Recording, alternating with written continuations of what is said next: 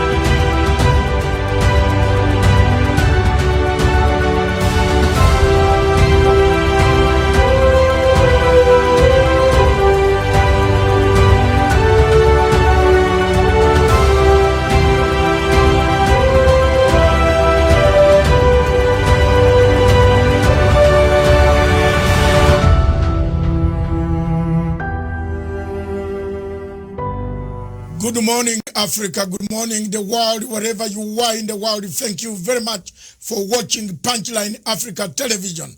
This is the only television in the world, in Africa, in sub-Saharan Africa, that talks about Africa. What ails Africa? What kills Africa? Where are we? Why are we the continent with perennial conflicts? Why are our people abusing human rights? Why are people being killed? Why is there Boko Haram? Why is there Al-Shabaab? Why is there a war in northern Mozambique? Today from Cairo to Cape Town, Dar es Salaam to Lagos, Lagos to Abuja, Abuja to Port Harcourt, Gabon. Today from Maputo to Rwanda, Kinshasa, Accra, Tripoli. What is happening in Tripoli makes Africa look a very bad continent. My show this morning is a simple show. I'm going to see what we can do for Africa. I have stood firm for the last 5 years. I've stood firm on this television station, stood by the people of Biafra. I am not going to be intimidated, but I will ask the questions that are supposed to be asked. General Buhari has not answered my questions for the last 5 good years. I have sent messages for them to answer why people in that great nation of Africa, with a population of 220 million people, why are people dying? Why are human rights abuses taking place? Why are tribes, the Fulani killing the Igbo, Christians being killed by Islamists, Boko Haram taking people, killing people day and night, abducting young girls who should be in school? I want General Buhari. I am also a general.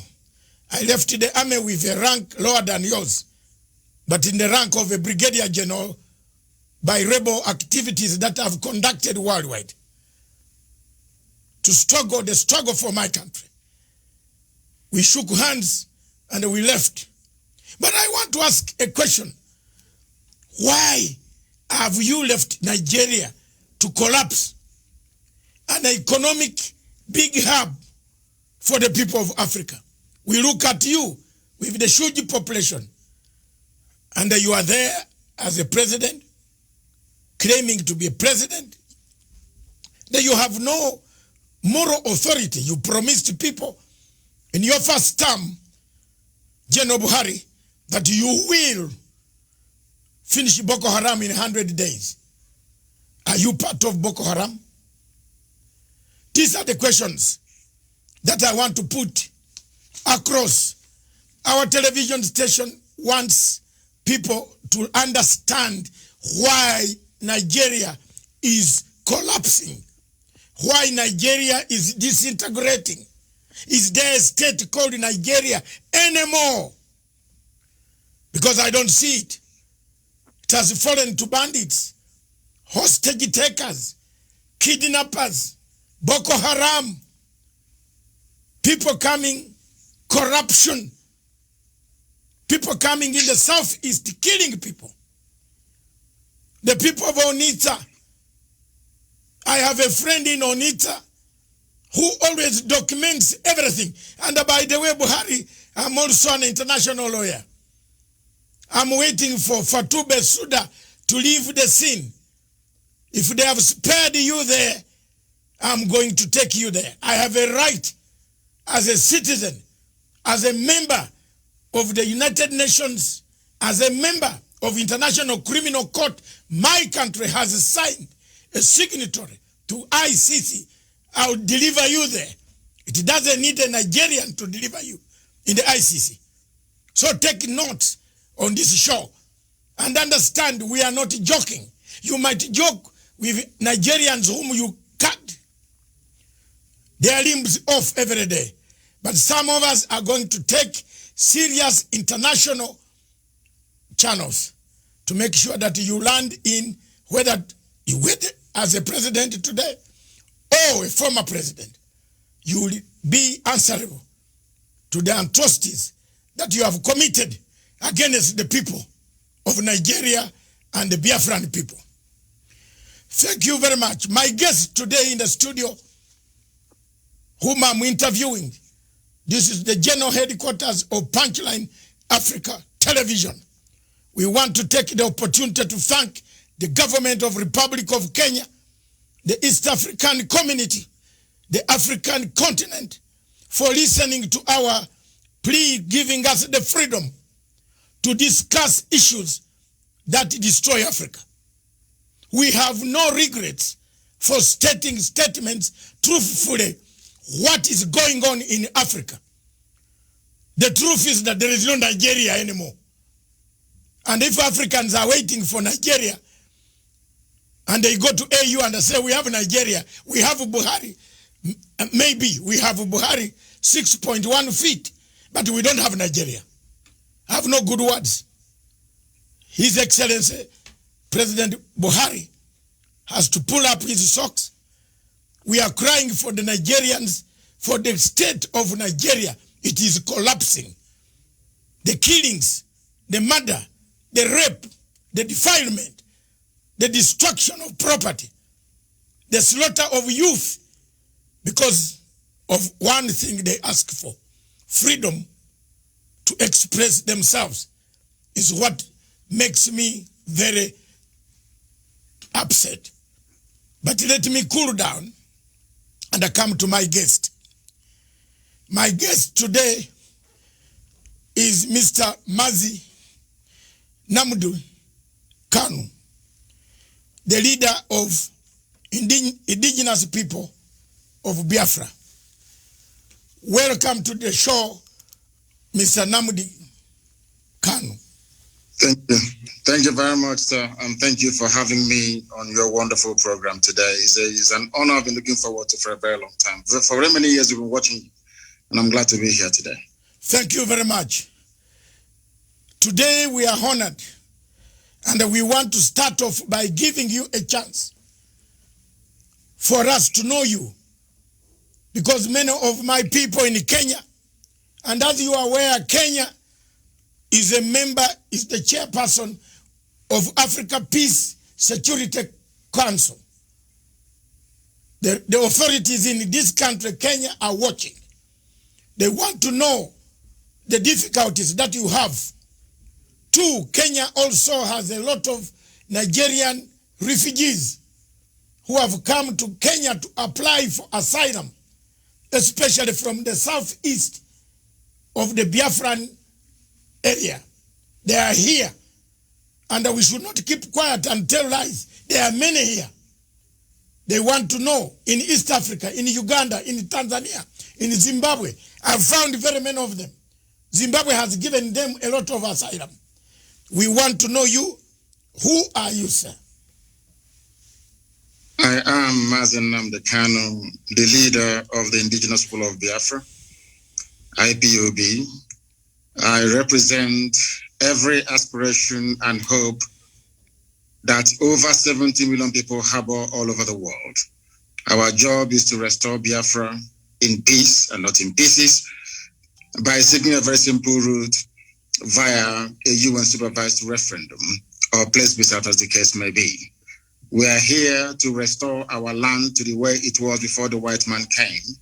What we are doing is nothing against Nigeria per se.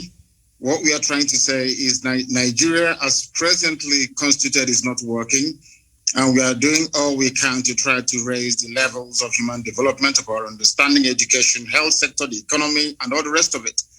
If we continue to remain in Nigeria, not just are we going to suffer, but the whole continent of Africa is going to suffer as a result, as a consequence of the ineptitude, the corruption, the backwardness, the retrogressive mindset of the people who are presently in charge of that very place.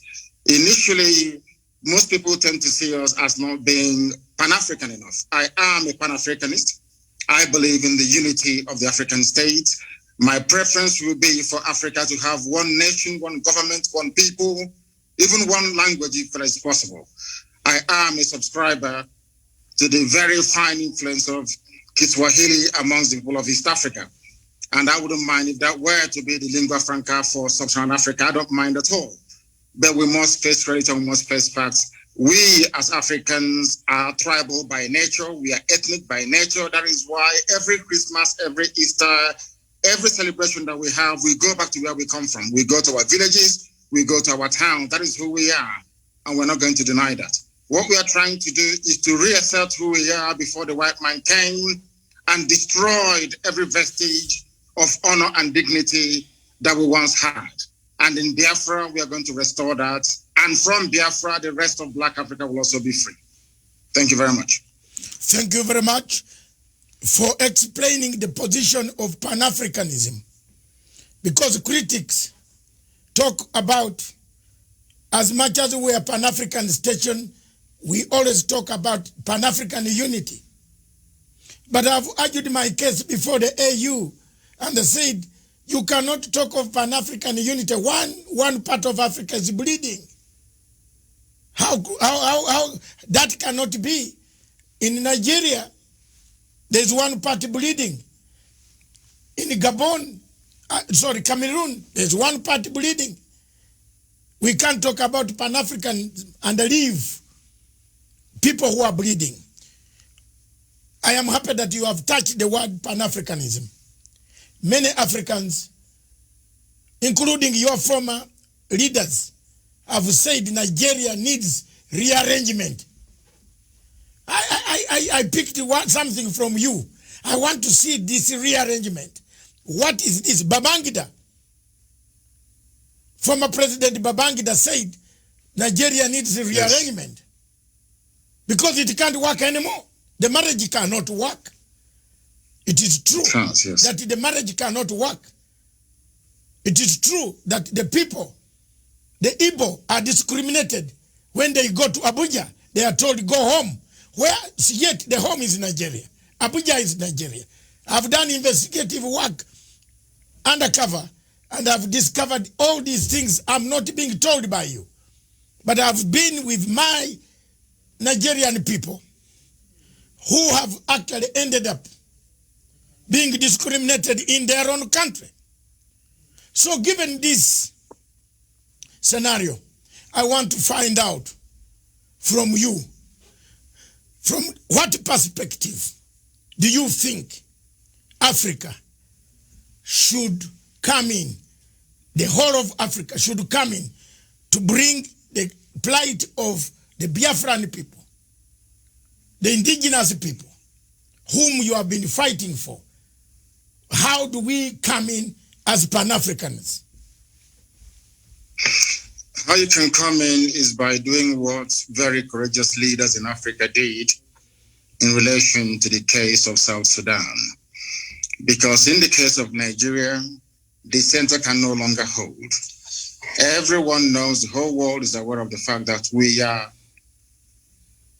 ideologically, psychologically, culturally, religiously, and socially diverse. There is no meeting point. It's a very good thing that you talked about East Africa, for instance. In East Africa, there is some semblance of cohesion because Kiswahili is the lingua franca. Perhaps somebody from Uganda may understand somebody, or should I say some people from Tanzania. Some Tanzanians may be able to understand somebody, let's say, from Rwanda, because they speak the same language, they have the same understanding. So that is a basis for building something called a national cohesion. In the case of Nigeria, that is conspicuously absent. It doesn't exist. Now, the fact of the matter is this. Africa, the way it is presently set up and constituted, are merely colonial constructs, where you have people coexisting happily together. Perhaps they are very fortunate.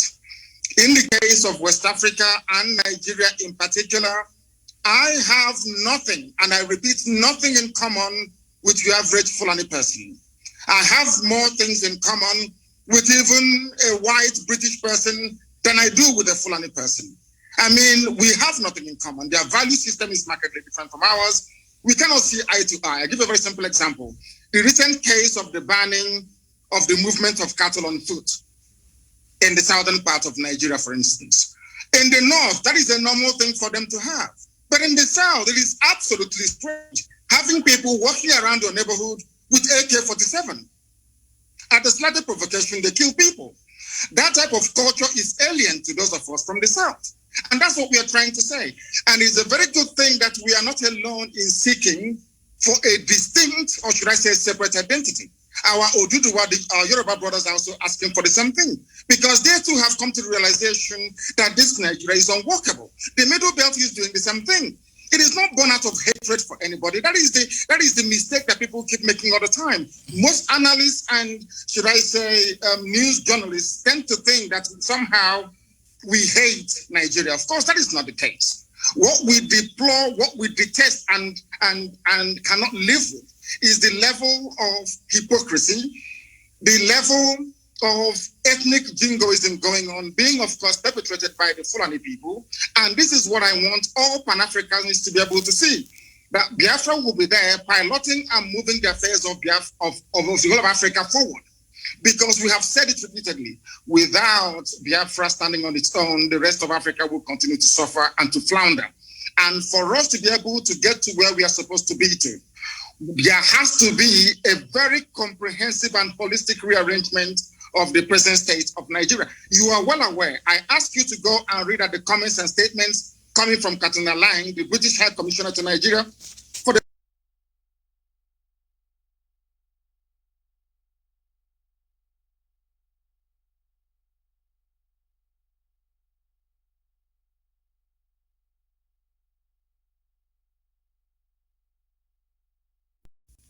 every international norm and diplomatic protocol. That's what is happening in Nigeria. Nigeria doesn't exist as a country. It's not a nation. It's not a state. Nigeria is just a merely business enterprise. That everyone with a vested interest in Nigeria, by which I mean most European countries with their companies in the oil and gas sector in Nigeria, all they want to do is to exploit and to take away without adding anything in. Ogoni hasn't been cleaned up. People are dying in River State, right across from Iguacha and then the coastal region. Everywhere you go, there is mayhem and disorder. In Lagos this morning, the same thing. Everywhere you go to, Nigeria is crumbling because there is a palpable agenda of the Fulani Janjaweed Caliphate to take over the lands belonging to indigenous populations. And we have said no to that. We're not going to allow it, and we're not going to have it. Okay. Thank you very much. You brought me to a very serious question. A question that has been nagging both the locals, Africans on the continent, and the question of external darker forces. You have just mentioned people who are running the show, the oil companies. For example, they are watching. They have never raised anything on BBC, CNN, or international agencies. We don't hear, apart from we struggling as Africans ourselves, these agencies are not helping to say there are human rights abuses in Nigeria. For example, Nigeria, the American embassy closed its consulate in Abuja because of the huge numbers of people applying for asylum to go to the United States. But American embassy did not go far, and the American government did not go far to condemn and put sanctions on Buhari for failing to contain the malaise that has killed Nigeria. 2, if you look at the Total Oil, Shell BP, they have taken part in extraction of minerals, oil, and so on and so forth. They are doing it when they are seeing human rights abuses in southeast of Nigeria. What do you say about that? It is because we allowed them to. Total is an oil company, is a private concern. Of course, it's a huge corporation, we know that. The same goes for Shell, for BP, for Halliburton, for ExxonMobil, and all the rest of them. They operate the way they like in Africa because we've allowed them to. I was in Texas a few months ago. Most of these oil companies are there. But the type of environmental degradation and damage that we're witnessing in Biafra land do not obtain in Texas, because there they have laws governing their operation, how they exploit, how they, extract and distribute this very vital natural resource. But because Nigeria, I think it's a cliche that Nigeria is corrupt. What people don't understand is the depth of the damaging effect of corruption that you have. And I'll give a very simple example. We cannot expect white people to have regard for us when we do not have regard for ourselves. That can never, ever happen. Do you know that in Nigeria they import fuel? Are you aware that Nigeria imports petrol? Yes, I've seen the queue. I've seen the queue at the petrol station, yes. Do you know that Nigeria imports kerosene? Oh. They have 5 viable state-of-the-art refineries. Not one of them is functioning, not one single one. When white people are operating in such an environment, seeing how foolish and how stupid the entire country is in terms of their priorities, how do you then expect them to have respect for you or have regard for you? They can go into our land, they can pollute it. Katrina Lang, the British High Commissioner to Nigeria, can be running the show, or she likes, because there seems to be a recognition that these people do not reason like human beings. That is the fact. That is the fact. Tell me what an ambassador will be doing, crisscrossing the entire nation, telling them how to run their security architecture, telling them who to kill and who to spare. Our lawyer had the mom killed 2 days ago. Barrister Okorafor, the mother was assassinated only 2 days ago. All because he was exposing what the army is doing to innocent people. That tells you all you need to know about Nigeria. Nigeria is an albatross around the neck of Africa. Nigeria is the only country in Africa actually dragging Black Africa backwards because of their ineptitude, because of their criminal mindset, and because of the drive of the Fulani to dip the Quran in the Atlantic Ocean. That is the problem. There is nothing wrong with Islam, don't get me wrong. There are some very wrong interpretations of the religion of Muhammad that the Fulanis are using as the driving factor in their push to take over the land belonging to the indigenous people all across Nigeria. They've done the same thing to a relative extent in the Middle Belt. They took a chunk of Yoruba land in Ilorin, where they have an emirate today. The same thing they're trying to do in our land, and we said no to it. And the whole world is there. The US mission is in Nigeria. The UK is in Nigeria. EU is in Nigeria. The UN is in Nigeria. And there is wholesale murder and slaughter of people going on in Biafra as I speak to you right now. this very minute. The same people they claim they know where Boko Haram is from where they launched the attack. The same country is openly supporting ISIS in West Africa. Go to the newspaper pages yesterday, you will see it there. Nigeria government actually supporting ISIS to take over the terror franchise from Boko Haram. They're not hiding it anymore. There's a terrorist who is there as a minister. Now tell me which country in the world will allow a terror sympathizer to be a minister of state only in Nigeria? How can such a country be allowed to exist? Because of what some corrupt people are gaining in America, because of what some corrupt individuals are gaining from Europe, because of the corrupt tendencies of Catherine Lang, who is the UK High Commissioner to Nigeria. That is what is happening to us. And because we have no reason up to challenge this very orthodoxy of repression and oppression, that is why that woman keeps gallivanting all over the place, deciding who should live and who should be killed. It is not the fault of Total, not the fault of Shell, not the fault of Mobil. We allowed them, we created the environment to allow them to be so corrupt that now they're controlling our lives. And that is what Biafra will be to an end. I did not say that Biafra will stop the business of Total. I never said I will not do business with Shell. No, not at all.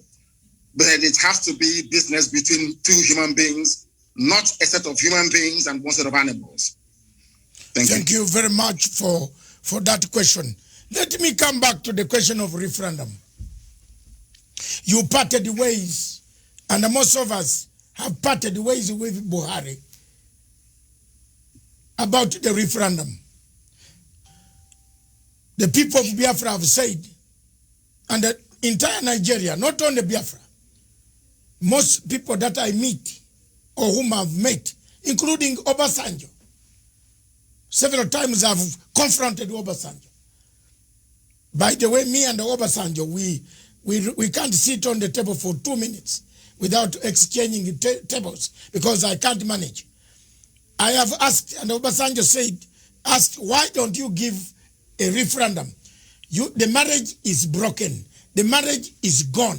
The marriage is not worth it. Do you think the referendum issue now can help to stabilize Nigeria? And if so, when and how can African Union, the Commonwealth, the European Union, and the UN can help to make sure that this referendum is put in place? The only way to go is a referendum, because I am a Democrat at heart. I believe that the democratic will of the people must be expressed at all times, and that is the basic governing principle of any viable society.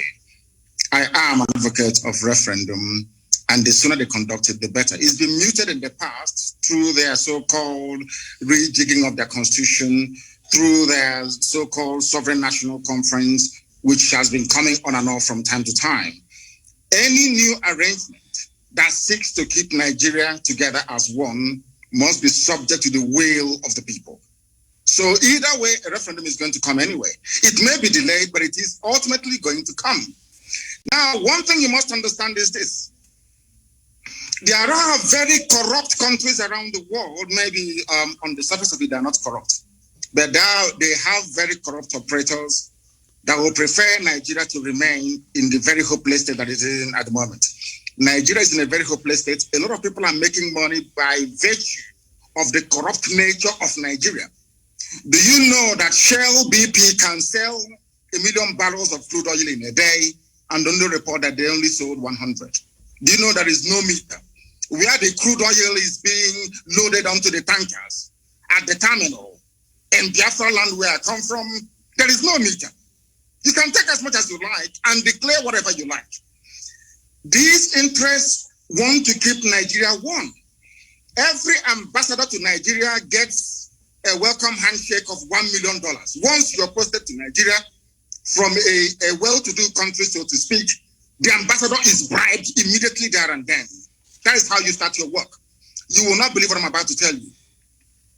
Do you know that the U.S. ambassador to Nigeria organized, or should I say convinced the Biden administration to allow the U.S. military to come for an exercise in the Gulf of Guinea in order to checkmate Biafra and Ambazonia, freedom fighters? The same people did not go to the north. where they have Boko Haram, where they have ISIS, where they have Ansaru, where they have Fulani headsmen terrorists. People tormenting, killing, raping, kidnapping, and pillaging on every blessed day they do this.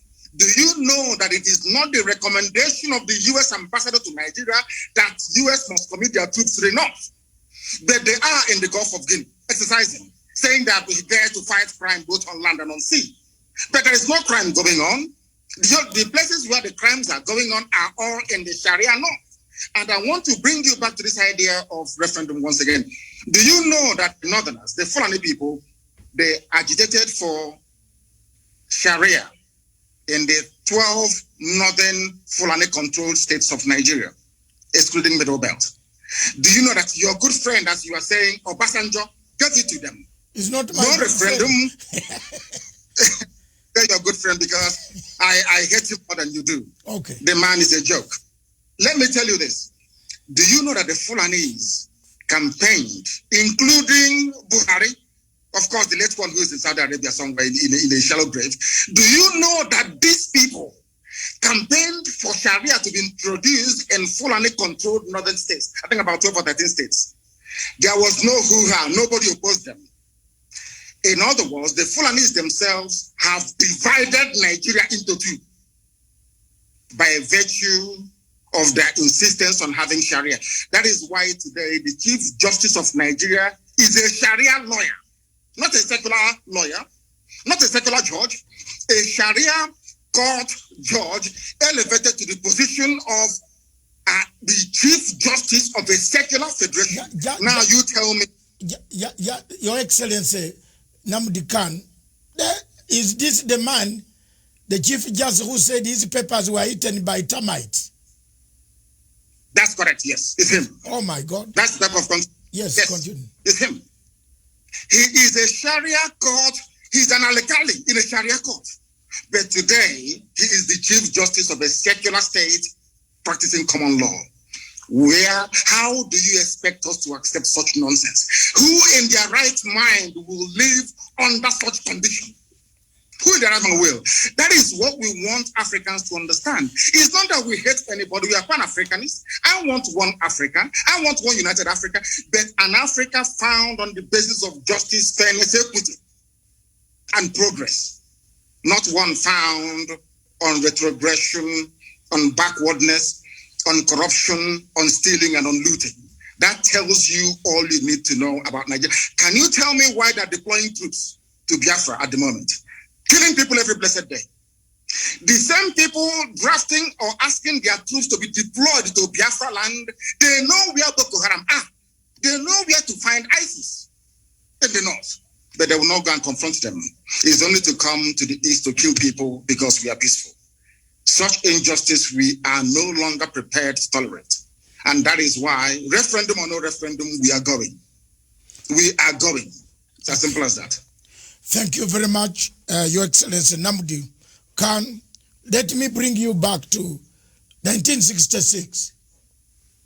Several constitutions had been negotiated, but none addressed the fundamental question of social justice, differences, political tensions, economic marginalization, competition, ethnic imbalances.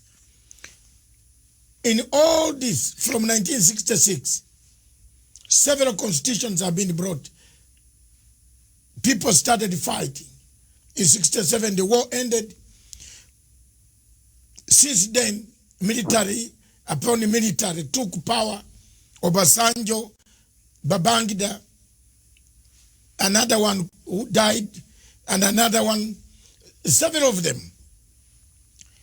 The changes, nobody has been mentioning what ails Nigeria. At the center of it, it looks like you are mentioning it now. I can see, any observer on Nigeria can see your plight, like just as we can see the plight of many African countries. When you talk of 13 states having Sharia law, a Chief Justice who says his papers were eaten by termites becomes the Chief Justice based on Sharia law and using Commonwealth common law. Now, should the changes be made and should the adjustment be made, is there any hope that Nigeria remains alone? This is a question from a very senior head of state in Africa. He has asked me just now, I should put it to you. He's from southern part of Africa. Can Nigeria remain together in case these are addressed? Yes, sir. It is up to the people of Nigeria to decide if they want to be together or not. During a referendum or a plebiscite, I'm only entitled to just one vote. Only one vote. It is now left for the people to decide what to do. That is why we said to Nigeria, we don't want to break away unilaterally. We want it to be done with the consent of the people. And during the early life of this APC terrorist regime in Nigeria, they did actually mute the idea. They discussed it among themselves that whatever new arrangement is being proposed must be subject to the will of the people. I will say to that question, let the people decide. Anything they decide, I'll go with it. Anything that people come together to decide, this is what we want to do, I will submit myself to because I am a Democrat. What I'm trying to say is that the present condition of Nigeria is no longer tenable. It is no longer tenable. It cannot be tolerated any longer. And that's why we're doing what we can legally and legitimately to bring it to an end. Okay. Let's come to African Union. President Uhuru Kenyatta is the chairperson of Africa, or Kenya is the chairperson of African Union Peace Security Council. He sits, is the chairperson of all peace and security arrangement in Africa. He is also a member of United Nations Security Council, representing Sub-Saharan Africa. He has huge numbers of Nigerians seeking asylum every day in Kenya, Uganda, Tanzania. What do you want him to hear? What do you want him to hear now? What message do you give to them, to the AU, that the situation is not as they think, so that people can wake up and help you? What I want President Uhuru Kenyatta to understand is this. Contrary to all the fallacious lies and misinformation coming from Nigeria, we are not against African unity. We want Africa to prosper. And what is happening from what you've said, what they're experiencing now in Kenya and in other East African countries in terms of the huge numbers of people seeking refugee status and asylum, is indicative of the decay and the death that Nigeria is going through at the moment. And unless they step in now to do the right thing, believe you me, they will get millions upon millions of people asking for asylum in their countries in no distant future. Let it not be said that the disintegration of Nigeria will somehow bring an end to Africa's cohesion and unity. It is a lie. It's a lie. It will strengthen it. Nigeria is the country dragging Africa backwards, being purportedly the most populous nation, black nation in the world, with vast reserves of oil and gas in my land in Biafra. A lot has been expected of Nigeria over the years, but each time they have failed. If you go to a place like Rwanda that I'm sure you have been to, if you go to Kigali and see what Paul Kagame has been able to do with meager resources that they have, I am sure the same transformation is taking place all across Ethiopia, taking place all across Kenya. You can see viability of economic life and prospect. None of that exists in Nigeria. They only sell crude oil and they import everything, including refined petrol as well. What I want African leaders to understand today is this, that Nigeria is the problem of Africa. If you terminate Nigeria, it's like a cancer growing somewhere on the body of Africa. Once you get rid of Nigeria, believe you me, Africa will spring to life. Let them not be deceived. Don't allow yourselves to be deceived to think that we need this huge country with huge population and vast natural resources to be relevant in the world, on the world stage. That is a lie. Because the size of Nigeria, the way it is today, was predetermined by our colonial masters. Britain said, we want to use Nigeria to influence every other country in Africa. That was their game plan. Britain wanted to control Africa through Nigeria. It's there in the official documents. And I'm saying to Africans today, don't allow that to happen. As you say, the level of Fulani mediocrity in Nigeria has made it almost impossible. The best way for us to go is for Africans to understand that Nigeria is a tumor, a cancerous tumor, very dangerous one. Cut it out and Africa will be free. Okay. Thank you very much. I just want you to take a slow pace now. I want to come to ask a question that has happened to me also. We seem to be swimming in the same field. That's why you see we are the same. The loss of your parents. You did not attend. I also did not attend the death of my father. I have never buried him. I am in the same category like you. I want us to go slow and say, you were not allowed to attend to bury your parents. How did you handle this? I know I am slightly older than you in years. I have handled. Are you sure? Yes, I am. Are you sure? I'm 65. My goodness, you look very young. Yes, I'm 65. And that's very good. I have, when I lost my parents, I was also in exile in Britain, and I could not bury them. How did you yourself handle this matter, and how do you encourage others? There are millions of refugees on the African continent, in South Sudan. Some of them don't know where their parents are. But the people have gone to make political leadership, but they have forgotten accountability. That's why South Sudan peace process is collapsing, because there's no accountability. So how did you handle that? And did it encourage you and give you resolve to keep pushing for a better Nigeria or a better Biafra? Please. It keeps me pushing for a better society for everybody. Everybody, not just within Biafra or within the wider Nigeria, but across Africa as a whole. Because what concerns one black person actually should concern another black person as well. I put my parents' murder by the Nigerian state into context. The only thing that matters to me is the freedom for Biafra, of which I am prepared to pay whatever price that God requires of me to pay in order to ensure that Biafrans are set free. That was how I managed to, should I say, compartmentalize that very grief at that moment in time. And I might also add that my mother-in-law is dead as a result of the same thing.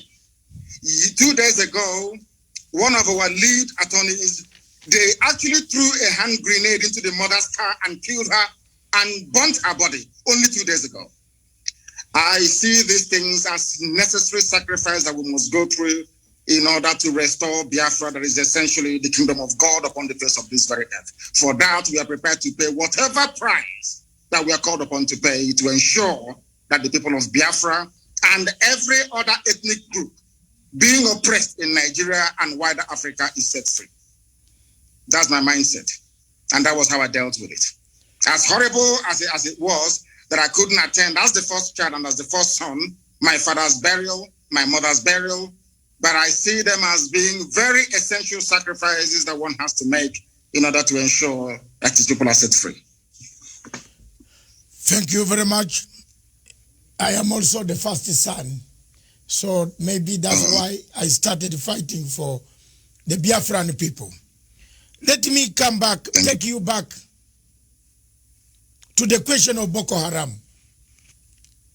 Yes. You mentioned one point which is very clear. Security agencies across Africa would like to know what ails. Why is Buhari? By the way, is Buhari, or we have a problem here? Because a human being should understand that people are dying. The army, Nigeria has a huge army. Is the army a coward? Are they cowards? Do they protect who? Are they protecting the territory of Nigeria? How does the army allow people to come and kidnap citizens, take them, then in piecemeal release them 2, 3, 4 back? Who are these? Is it an internal collaboration between the army, Buhari, and his generals? Who is commanding this army? Surely the army that cannot even rescue 5 students from girls who have been abducted. What type of army is this? Is there a bigger thing than Boko Haram? I have been requested by another reader from Tanzania to say, why is this Boko Haram menace never cleared? Why is Nigeria not asking for external help to come in to help them? Is it because they want it themselves? Please shed some light to our viewers. I want Africans to understand one fact today. The entire terror architecture in Nigeria is hinged on the political aspirations and hegemonic tendencies of only one tribe, the Fulani. We have no issues with the Hausa, the Bachama people, and all the rest of them. It is the Fulani. And this game plan has been in existence for a very, very long time, nearly 200 years ago. And they must execute it. I want Africans to understand that only the Fulani tribe alone financed and sponsored almost 6 terror groups exclusively by themselves. Before Buhari came into power in 2015, he said, at the height of the insurgency, an attack against Boko Haram is an attack against the North. I will leave that to one side. I want your viewers to understand something today, which previously maybe they may not have been aware of. Do you know that Boko Haram nominated Buhari as their chief negotiator in 2014-2015? Are people aware of that at all? Do you know that these same people only a few years ago said that these murderers and these rapists, they are our misguided brothers? Do you know that their so-called Sheikh Gumi, who happens to be very close to the presidency, I need you to understand this very clearly, the one negotiating with the bandits, are you aware that their recommendation is for ISIS and Boko Haram to merge together, that they can come south? I want these points to be noted by your viewers all over the world. So when you see these people, you ask them these questions. Do you also know that the leader of the dreaded ISIS in West Africa province, ISWAP, his name is Al-Banawi. Al-Banawi is the son of Yusuf Mohammed, the founder of Boko Haram. Do you know that this man was arrested around about the same time that I was in detention in 2015? Do you know that he was released without trial on the orders of the presidency of Nigeria? Do you know that the 4th largest terror group in the world, the Fulani Headsmen, which the whole world knows, the 4th largest terror group in the world, they are Miyetiala. Do you know that the presidential spokesman came out and said live on national television that these terrorists are legitimate stakeholders in the government, in the governance of Nigeria? Are you aware of that? Do you know that despite telling the whole world that these murderers and these killers are from the Sahel, they are not Nigerian Fulanis? Do you know they're forcing us today to give them our land so they can settle in perpetuity. Are you aware of that? Let me also shock you this morning. From the office of the Inspector General of Police of Nigeria, a letter came out titled Terror Elements to Expand Frontiers of Attack. In this very letter, signed on behalf of the Inspector General of Police of Nigeria, of which Katona Lang and the U.S. Ambassador are both aware. Here, they mentioned the specific places where they claim the leaders of Boko Haram are hiding. Understand this? I want the world to know that this Fulani expansionism is a well-planned, orchestrated move to take over the land of indigenous people and hand it over to marauding Fulani nomads across the Sahel. A letter from the IG of Police of Nigeria. In this very letter, they mentioned the names of the places where they felt or they believed their intelligence told them that these people are hiding. They did not send Nigeria Army or police there to go and confront them. Instead, they sent them to Imo State. They sent them to Abia in Biafra land and gave them an order to shoot at sight. And I want you as a journalist, I want you as a lawyer to go back and investigate through the history of Fulani-funded terrorism and insurgency in Nigeria. Try and see if there is any instance where the IG of police or the chief of army staff has ever said to the troops, shoot at sight anywhere in the north. It's never happened before, only in Biafra a few days ago. That is to tell you that this is a well-planned pincer movement, basically from the east and from the west, in order to try to take over the geopolitical space of Nigeria for Fulanis across the Sahel. These are the things you need to ask yourself this question. You've been talking about Boko Haram, ISIS, all these murderers all over the place. Ask yourself this question. Has any Boko Haram been convicted before of any crime in Nigeria? Ask yourself this question. Now, let me put it to Africans and to the whole world at large on this your program today. I know that a while back, Al-Shabaab attacked a few shopping malls in Kenya. Is that correct? Yes.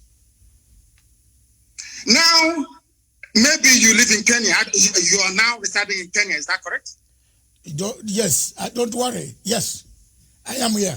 Now, how do you think Kenyans will feel if President Uhuru Kenyatta were to grant some kind of amnesty to Al-Shabaab to now say, Al-Shabaab, you know what? Come and become part of Kenyan army. How would you feel? I think the Kenyans will go to the streets. The Kenyans will catch the Al-Shabaab and will roast them on the streets.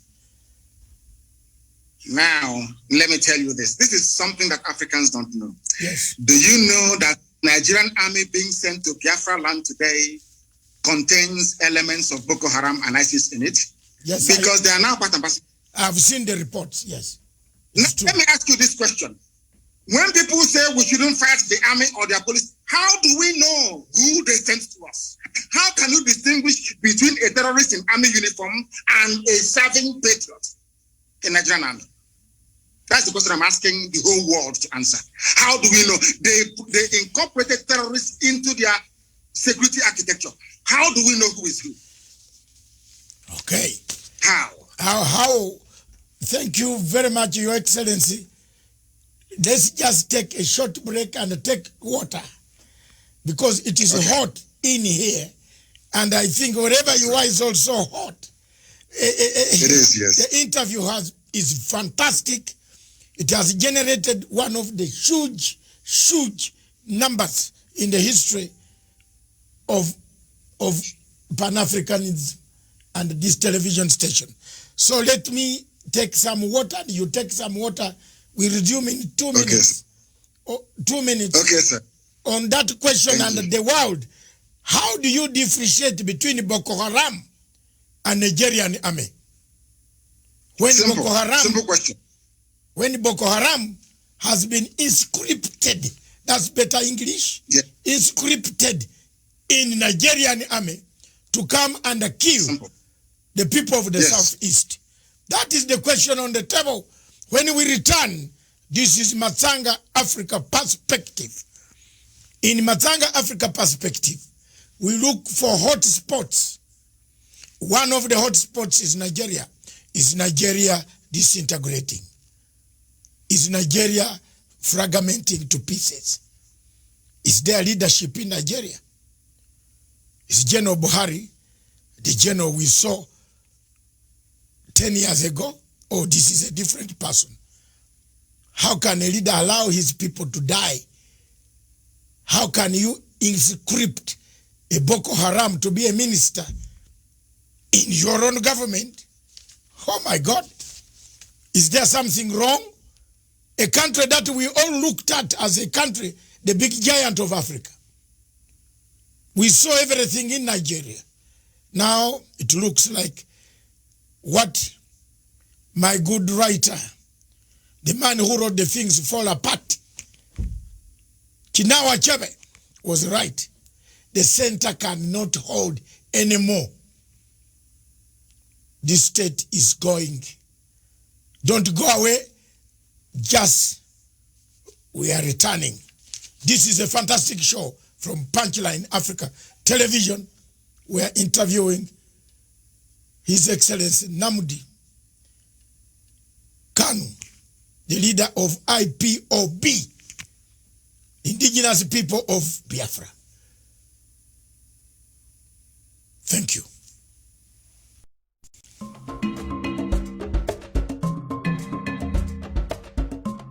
Conflicts exist on this continent. One of the most ranging conflicts on the continent of Africa is the question of Biafra. From 1965 or before that, the Biafrans had their own institutions. Before the colonial master arrived, they have agitated themselves, they have told the world they want fair treatment in a nation called Nigeria. Successive regimes have always trampled upon the rights of the people of Biafra, destroyed them, killed their younger men, assassinated many, deported many, excluded many, forceful deportation out of your own country. Time has come for the new generation in 2020, 2021, 2022, for people to sit down to find an everlasting solution to the conflict that is around that region. President Buhari promised us that he will finish in 100 days, the first term of office. Boko Haram will be dead. Today is finishing his second term. Boko Haram is even more vibrant than his own shoes. We have landed in very serious murky waters that the people of Nigeria don't know which direction they are going. The people of Nigeria, a big country with a big population, an economic hub of West Africa and Africa, with the biggest reserves of oil, still lingers in poverty. The poverty and the rich gaps in Nigeria are wider than the distance between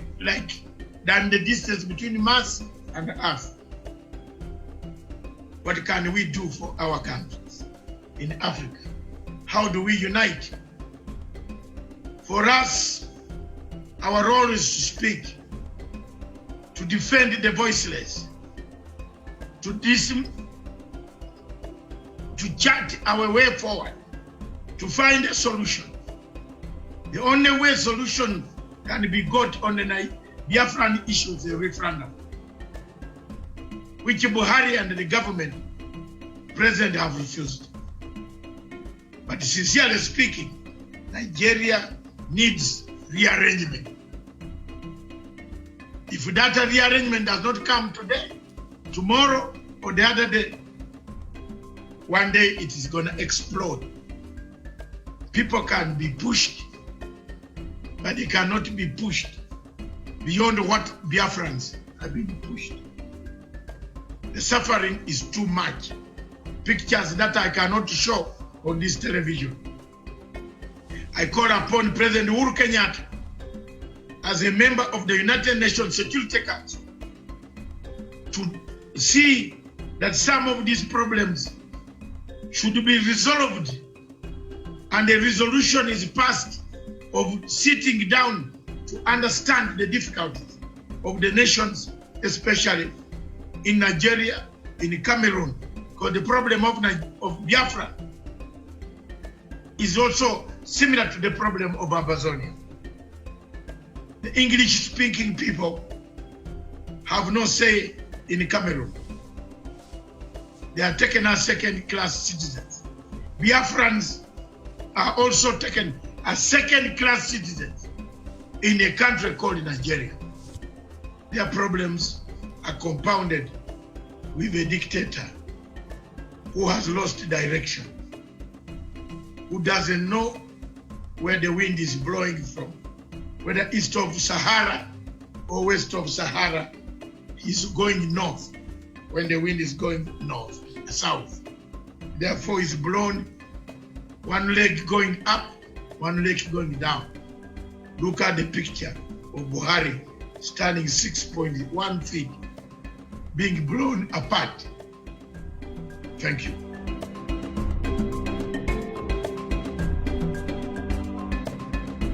Back to Punchline Africa Television. Our show is Matsanga Africa Perspective. In Matsanga Africa Perspective, we look at what ails Africa, what kills Africa, what makes Africa be called a continent of savages. As we can see in Nigeria, that name cannot go away. Boko Haram is killing people, taking people. We have incorporated it in the system of the Nigerian army, brought them back without remorsefulness. They have not done any reconciliation. And they are then being hired to destroy and kill other people. We have invited, and we shall invite more people to talk about this. We shall invite any other person who wants to discuss the issue why Nigeria is collapsing. A state the center cannot hold anymore. With us in the studio and away taking questions from us is none other than the leader of IPOB, Indigenous People of Biafra, His Excellency Mazi Nnamdi Kanu. Welcome back, sir. One question. Thank you very much. One question. Yes. After after the break. We had to go for some water because it was becoming hot here. To hear that Boko Haram is part and parcel of the government of Nigeria. It is something that has sunk my heart. I don't know. But I am very shocked. Let me come to this. There is a feeling that time has come. And I will keep on going back to this question. That the United Nations, the 5 permanent members, are part and parcel of our problem. Now, because you can't exclude any, China is already in Nigeria also. Russia is in Nigeria. America has been there. Britain is there. France, through Total Oil, their presence is there. And a candid question comes. We touched it, then we went away. But it is coming back from the questions I've read during the break. Someone from South Africa is asking, surely, do these permanent members of the United Nations have eyes? Do they see? Because there are some clips here which I don't want to show you on this TV. They are very bad as far as the killings of the youth in southeast in Biafra. The killings, the slaughter, the torture by the army, by Nigerian army. How they tie youths on their Land Rovers and roll them around the villages. I get these pictures every day from Onitsha. These are not photoshopped. These are real things happening in Nigeria. So someone has asked, does the United Nations Permanent 5 have eyes or not? What would you say to them now, today? As we find... I believe that. Yeah. Go on. They have eyes, but for some reason they have decided not to see the evil happening to Biafra. And this is what I want Africans to actually digest. Africans must ask themselves this question. Why is there this global conspiracy against Biafra? I have an answer to that. It is because Biafra portends goodwill for the whole of Africa. And they understand this very clearly. We cannot be blaming the Permanent 5 of the UN because we are the ones that created the enabling environment for them to come in, to exploit and to do whatever thing that they want to do. I was having a very serious discussion with somebody and I said to them, do you think that the world prefers this very exploitative relationship that they have with the very corrupt, subsequent corrupt regimes that you have in Nigeria? The person said yes, and I said no. The answer is no. USA is more concerned about trade with Japan and EU more than they will with Nigeria. Because in all these economies, people want where they can ship their goods and services to be purchased. They needed to have the spending power. That was the reason behind the USA helping Germany to stand on its feet after the Second World War. The reconstruction of Europe by the US government was driven by economic self-preservation. People would want an Africa that is viable, an Africa that will be like the Southeast Asia, where high goods and services can be traded with ease. Not this very almost primitive, exploitative relationship that they have in places like Nigeria. I don't blame China. I don't even blame Britain. I don't blame Halliburton, USA. I don't blame Agip of Italy. I don't blame Shell of Netherlands. I don't blame any of these people. We are the ones that allowed them to come to exploit us. So we cannot blame them. See, in life, when you allow yourself to become a victim and you keep playing the victim card all the time, you go into, your mindset will go into a very vicious cycle of this victimhood and you can never come out of it. And I'm saying to Black African people all over the world, if you believe in the equality of every man born, if you believe that all men were created equal by God, then anything white people can do, so also can you do it. If we cannot do what Europeans can do, what Americans can do, what South Americans can do, what Asians can do, we cannot lay any claim at all to human equality. It is our fault, not the fault of the Permanent 5. I go back to what I said before. It was these same people that gave oil and gas concessions to the United Kingdom. That was why they prosecuted the Biafran war for them. It wasn't a white man. These were Black people. Gowon is a Black man. It was Gowon that said no to restructuring. Obasanjo fought on the side of the colonial masters. That is the history of Africa. Joining your oppressors to defeat your own people. That's exactly what is playing out in Nigeria. Nothing more, nothing less. I cannot possibly apportion blame to anybody whatsoever. We should be blaming ourselves because in Africa, we tend to blame other people all the time, whereas the fault lies with us. The fault is ours. I remember one thing that the Chinese government said in 1999 when they took back Hong Kong. Chinese government said the 100 years of shame has come to an end. They never blamed anybody. They never blamed the British. They blamed themselves for losing Hong Kong in the first place to the British.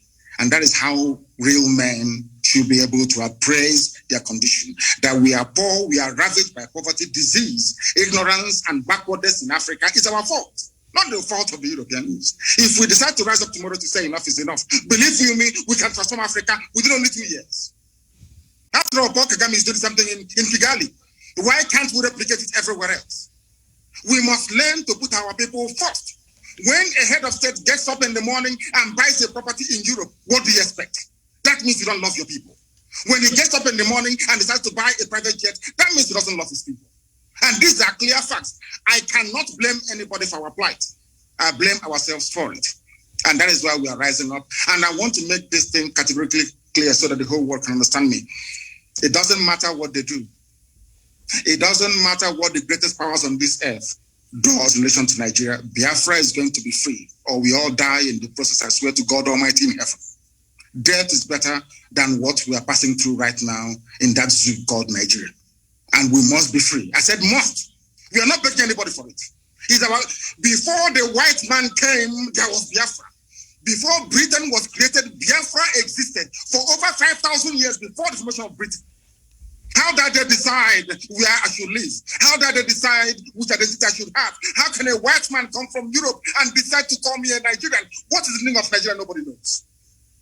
We must go back to who we are. Be proud of who we are. I am a proud Biafran. I can never be a proud Nigerian because the name Nigeria has no meaning. No meaning whatsoever. Not even in Swahili, it has no meaning. How can a white man come and create a country for me in Africa and I be holding their flag running up and down saying this is my country? Who said so? Can I go to Europe and create a country in Europe for them? On what basis is our argument of human equality when Europeans can come to Africa and create countries? We cannot go to Europe to create countries. How can that be equality? Oh. That is why racist towards us. And that is why we must rise up now, not tomorrow, to support Biafra. Biafra is the beginning of the true emancipation of Black people. Ask Julius Nyerere and he will tell you. Thank you. Julius Nyerere, indeed. In 1967, the late Julius Nyerere was the first man with Dr. Milton Obote. That's why I, on this microphone, I still carry the flag of Dr. Milton Obote.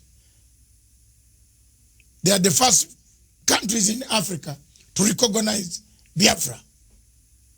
So in case people are asking why we have interest in Biafra, I follow both the leaders because I have lived in Tanzania and I'm a Ugandan. And I live in Kenya. I live in Europe. I'm a global citizen. I follow Pan-Africanism. Indeed, one other question before I bring this to your side, you address your people, and then we make it, call it a day. We have covered most of the things.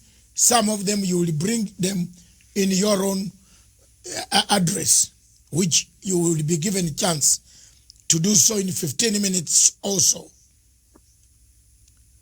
There are so many ways, constitutional ways,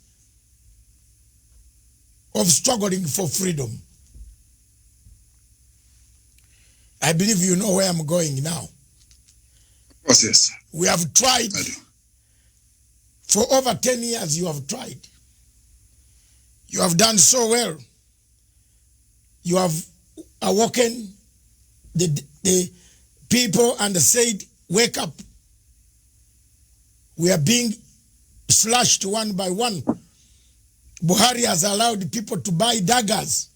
You know, I saw my investigative journalist came across 100,000 daggers. How do you buy daggers for who? You import daggers. Are there so many cows to slaughter in that place? I looked at it, I said, these are daggers to come and kill other people.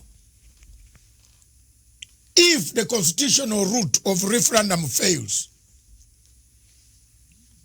what other constitutional means would you use?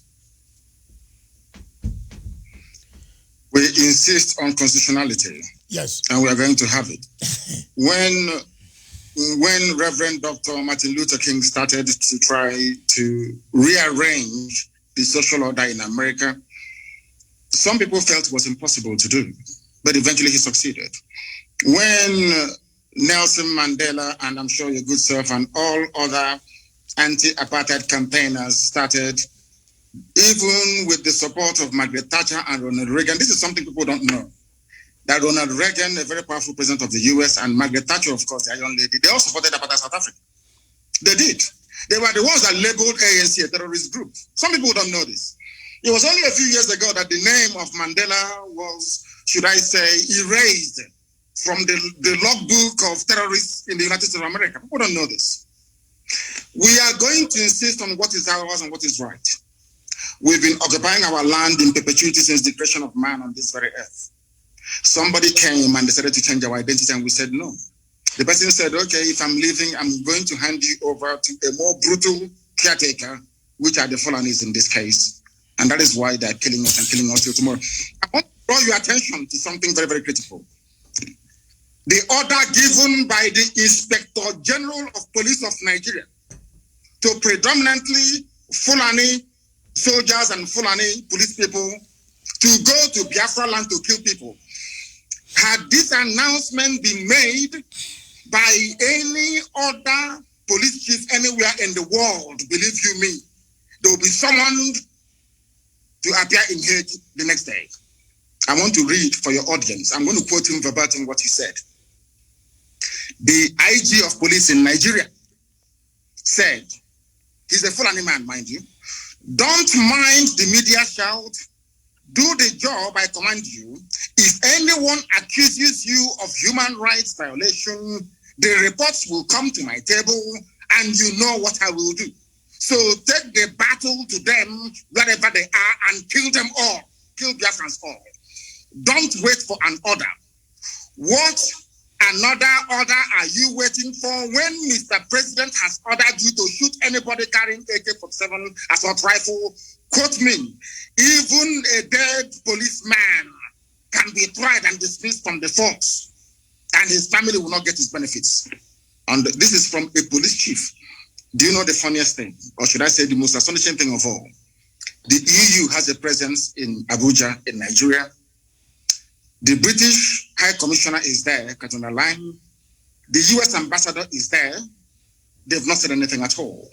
In other words, that leads us now to believe that exactly what happened between 66 and 1970 is about to happen again, which is kill as many Biafrans as possible.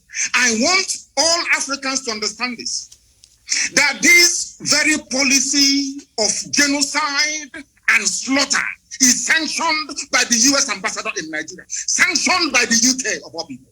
Tomorrow they'll be singing songs of praise about human rights abuses, what China is doing, what is happening in Gaza, what is happening in Rohingya.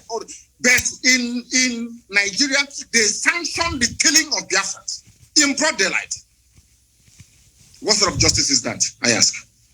And I want Africans to know, to ask themselves this question: why is it that the USA and Britain wants this very tiny country to be squashed and killed?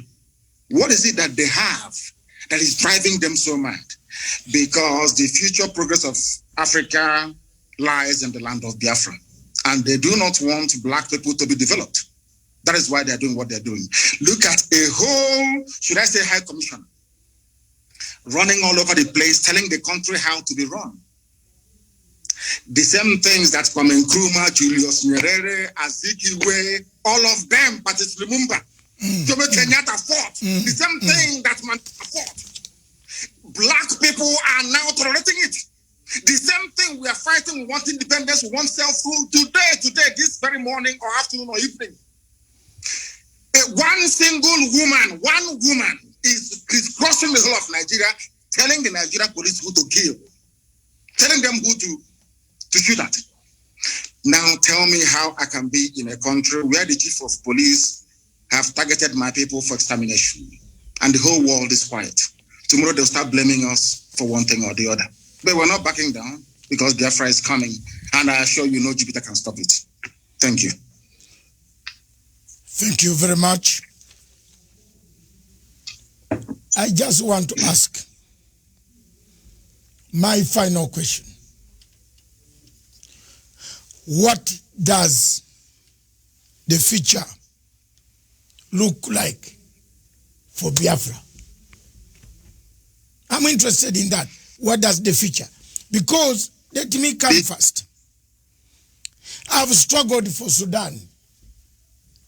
My television and my TV struggled for Gambia.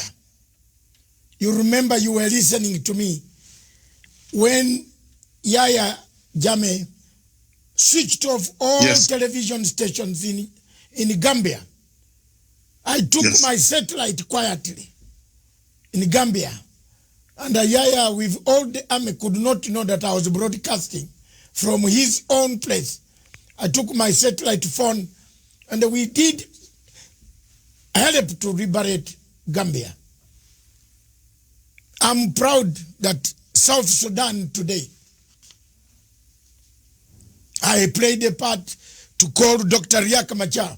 You know, at the time the people, Your Excellency Nnamdi Kanu, think that when you interview a man who has a different opinion from the government, you are giving them platform. Yes. We must hear when we talk, then violence will stop. If we keep quiet, then we shall perpetuate violence. So we should keep on talking.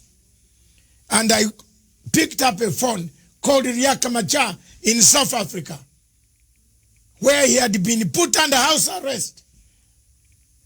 I shouted on this television to IGAD and the AU. I made a noise to the British and the Commonwealth office.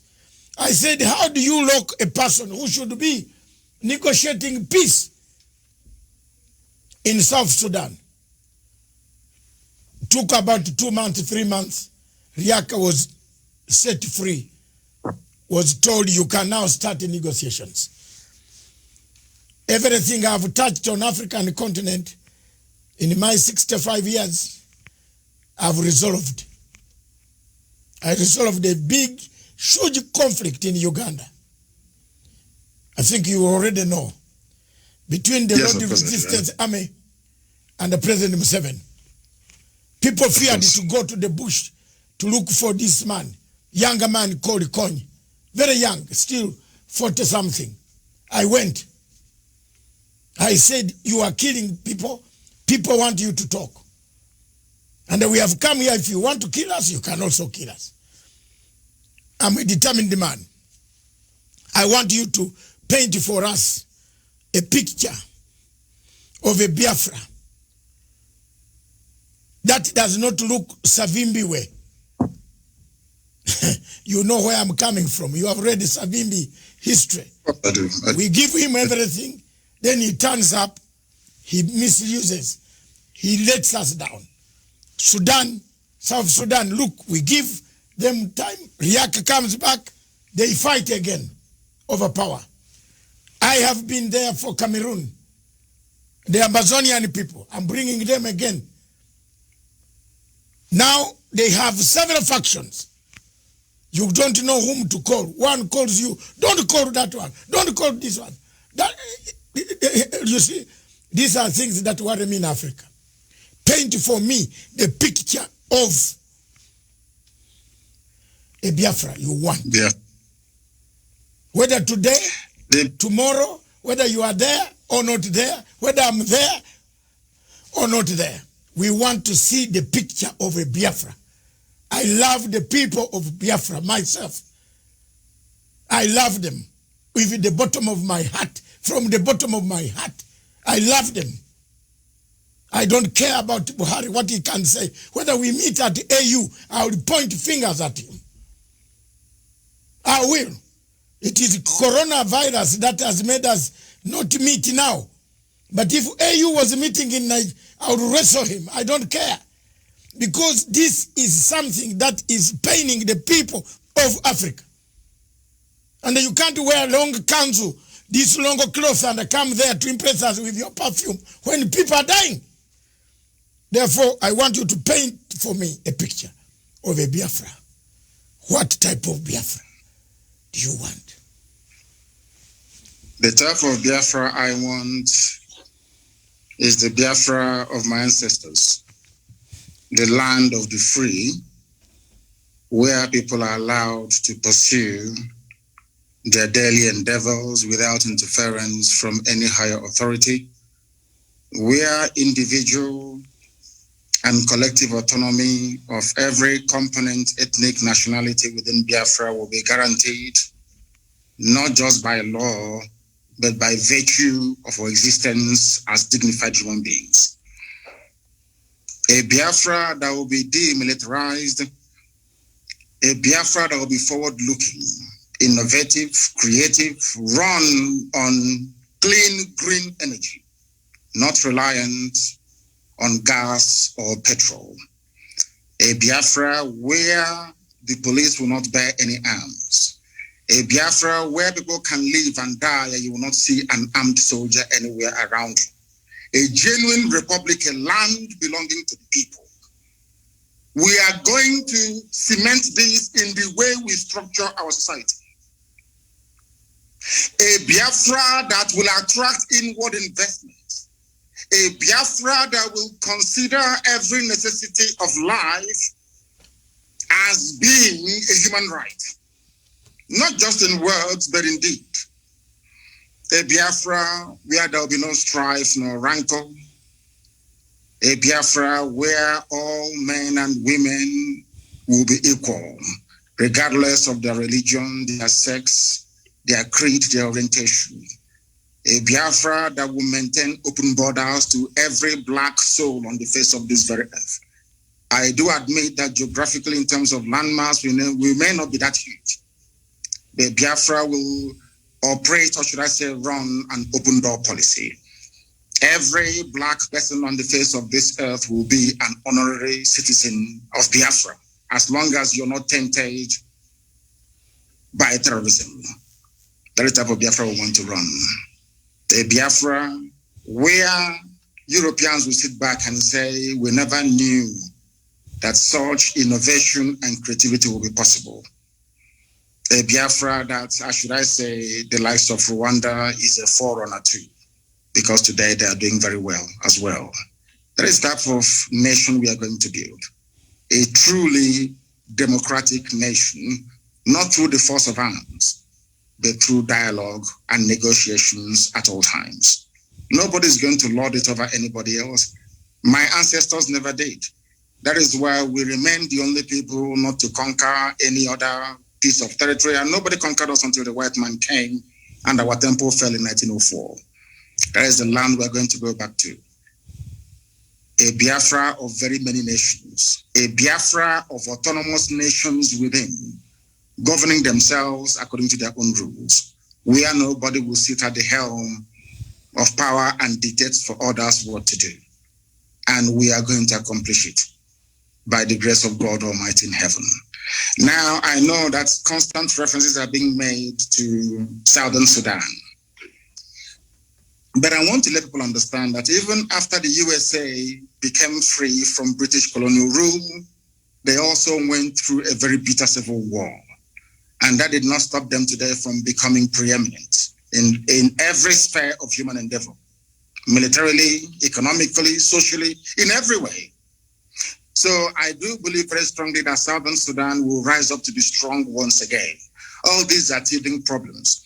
You also mentioned the issue of factionalism. It is when people put the interest of themselves and their controllers well and above that of those that they are serving. That is why I said, and I have said this repeatedly, I will never ever lead Biafra politically. Once Biafra is restored, my job is done. I want to be able to prove to our people what sacrifice means, so that those who will come after us will know how to treat our people with respect and with dignity. The thing about Africa is somebody gets into power and they want to stay there forever and ever, see if there is something in it. The little work that I'm doing for Biafran people is very tiring, very, very stressful. Sometimes I don't even know how these presidents manage to sleep. Maybe they don't love their people that much. If you love your people, you cannot sleep at night. Any president in Africa who's not suffering from high blood pressure, you're not sick. That means you're doing something wrong. You're not doing what you're supposed to do. If you're concerned about your people, then I expect you to be very ill at all times. So that is the type of Biafra that we need. That's the type of Biafra we're going to have. A type of Biafra where the wealth, well-being of Sub-Saharan Africa flows from. And I can assure you we are going to deliver it. We will deliver it.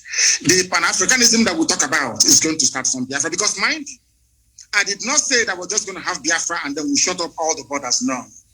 What we want to do is to return to our organic political cultural arrangement. Should Biafrans wake up the next day to say, oh, we want to be the same country with Oduduwa, all well and good. Should Biafrans wake up and say, oh, we want to expand into Amazonia, all well and good. As long as you take the consent of the people with you, this nonsense that the Europeans did in Africa, we want to reverse it. That God Almighty heaven may look down and be very proud to say that at last, I have people who are after my heart. And that's what we intend to do with Biafra. Thank you very much. Thank you very much. Viewers, we seem to have covered most of the areas. It is the first time and it's not going to be the last time. Until we liberate, until we achieve the objectives, the aims, the vision of a better people on the African continent. His Excellency Mazi Nnamdi Kanu will return at one time to give us his other views. By then messages, today the leaders in Africa watching, for your information, I linked this to South African President Ramaphosa. I linked this to, of course, the president here. His handlers are watching. President Emerson Mnangagwa, Office of Foreign Affairs, and his President's Office, they are watching. Several SADC members and several African, Your Excellency, the Pan-African President in Kampala, President Yoweri Gakuta Museveni, he has added another name, which is very complicated. Is watching, is interested in the Pan-African views. They are watching, they watched. But I want now to calm down and slow down and give you a chance. Give you another 5 to 6, 10 minutes. Enjoy them. Tell your people the message. Send it to them. Millions of them, millions and millions of them. As we talk in Onitsha, in Abra, in all those places, in all those states in Southeast, those who are suffering under the heavy, disguised Boko Haram terrorists who have invaded, they are embedded in Nigerian army, coming to kill people. Give them hope. Give them hope that salvation is on the way. Give them hope that tomorrow will be a better tomorrow. Give them hope that Africa is aware.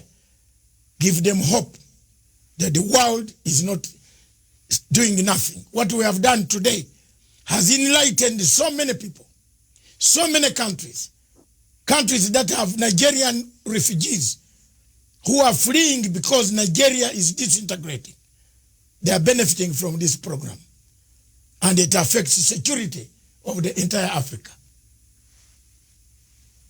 This floor is yours. Take it away. Thank you.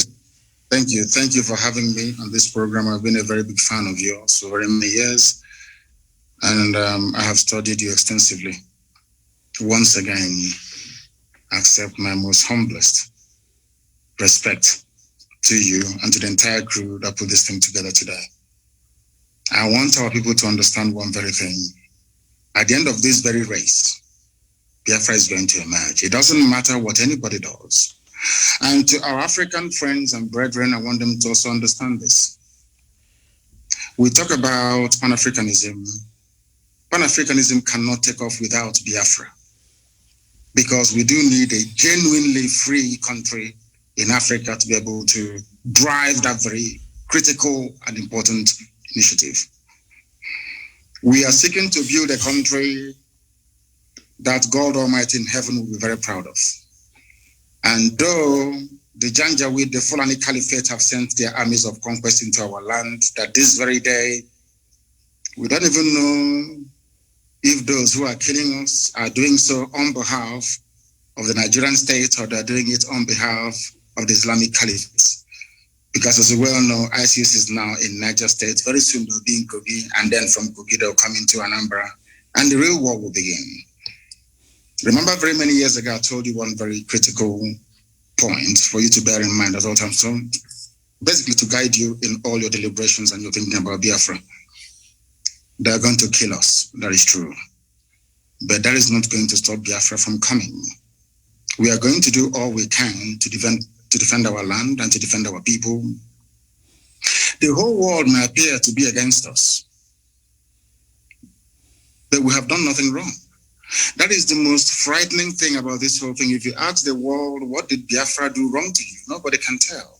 Nobody can actually explain to you properly, because they want a world where very illiterate nomadic set of people will be in charge of governance, where you have refineries and they're no longer working, where you produce oil and gas but still import kerosene and fuel for your cars, where they want to impoverish the people.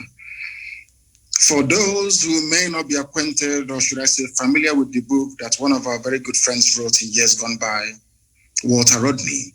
He was at Dar es Salaam University where he was assassinated by the CIA very many years ago. Walter Rodney wrote a very compelling book called How Europe Underdeveloped Africa.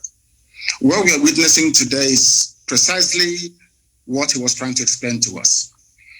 If you allow yourselves to be taken over by greed, by self-preservation and the trappings that you find in North America and in Europe and in Far East Asia, you will never ever develop your land. We are fighting for Biafra that we may restore our lost dignity. We are fighting for Biafra that Black people all over the world may be set free at last. We are fighting for Biafra not that we may have or commence the building of a large empire, not at all. We are asking for a Biafra where we can live and die with a semblance of dignity. Because right now people are dying, but there isn't any dignity. We must stand very tall and very strong, resist our enemies. That thing that we are thinking now that is impossible to accomplish very soon, you will say it. We must remain resilient. We must remain devoted. We must remain unflappable. We are not going to retreat, not one iota.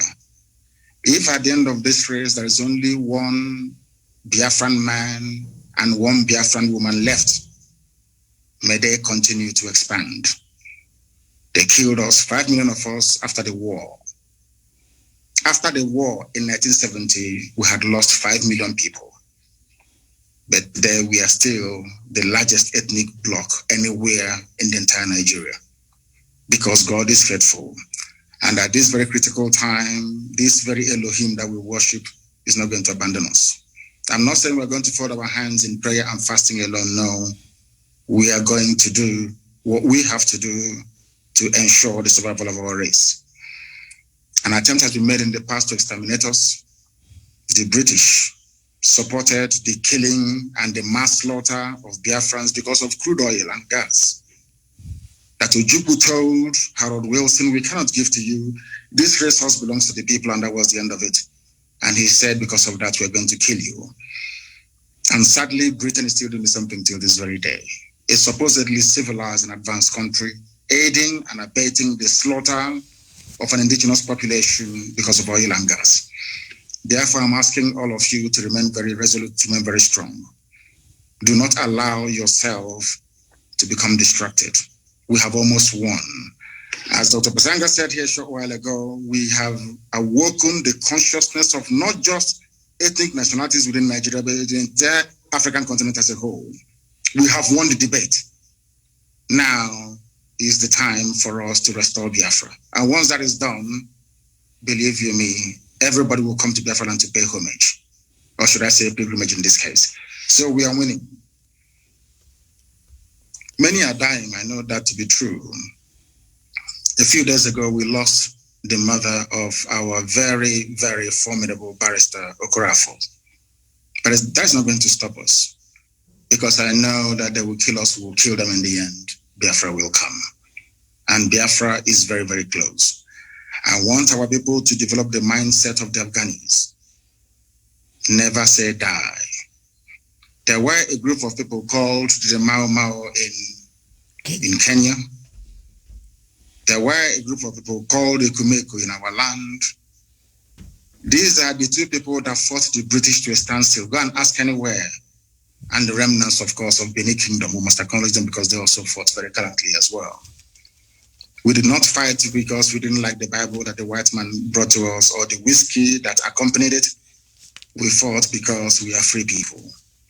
The time has come for us to restore the kingdom of heaven upon the face of this earth. The time has come for Biafra to be reestablished.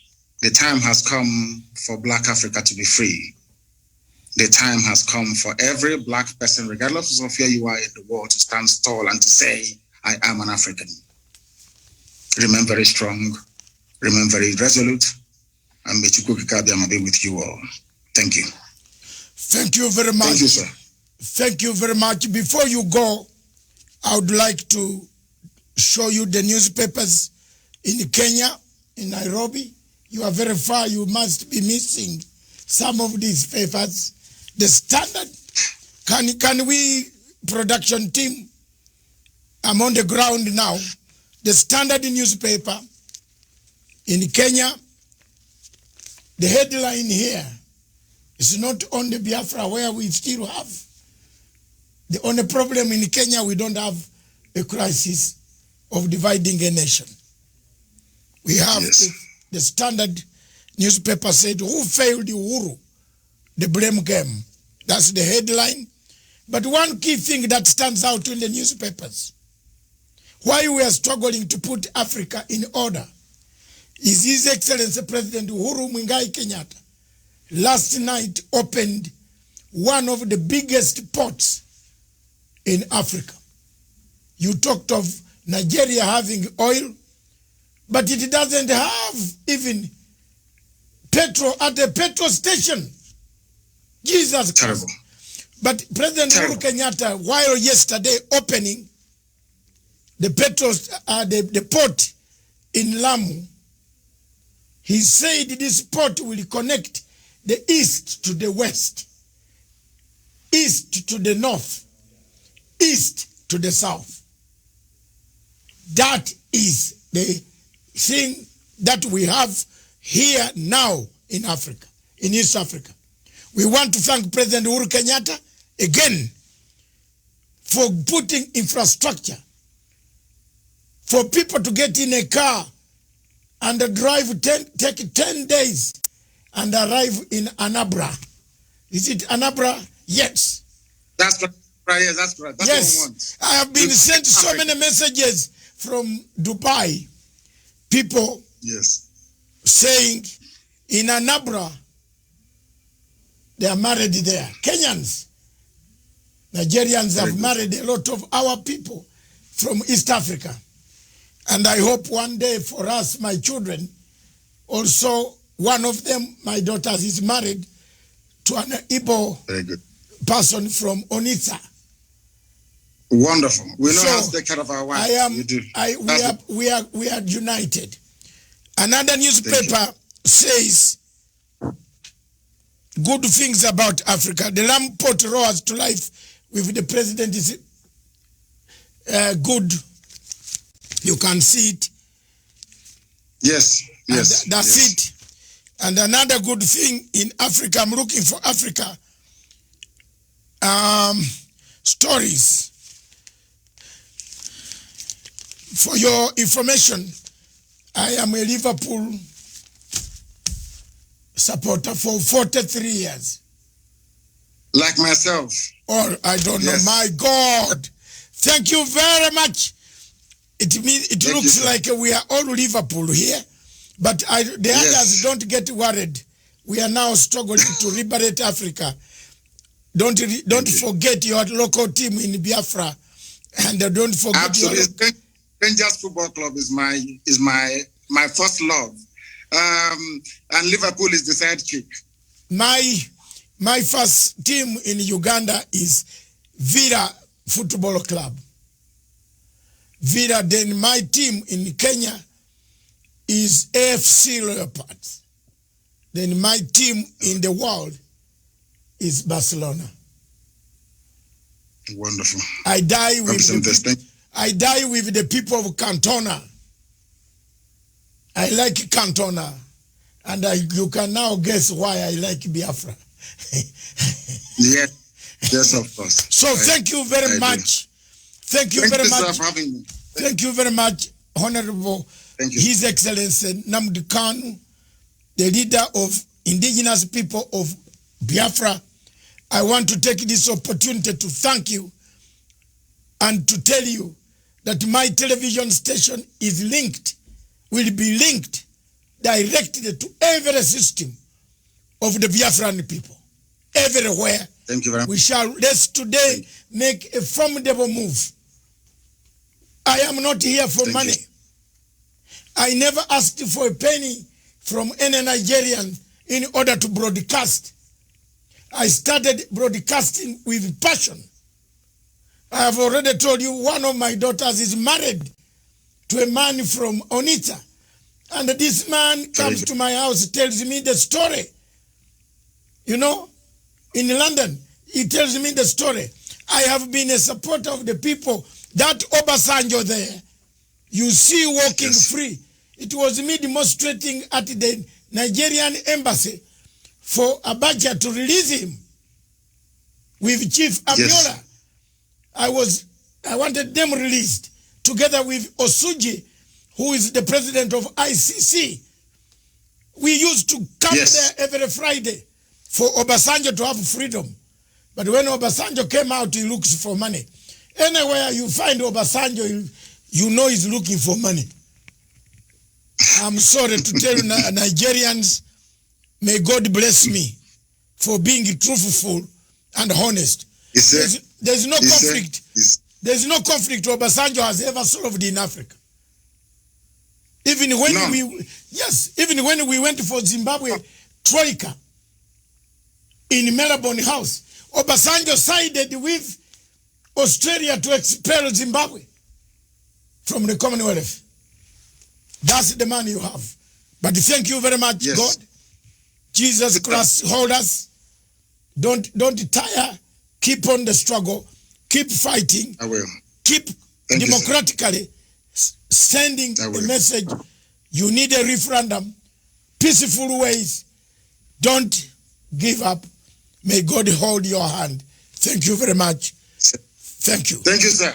Thank you for having me. Thank you very much. Yes. Viewers, this station, therefore, is for Africa, by Africa, with Africa. Long live Africa. Ciao.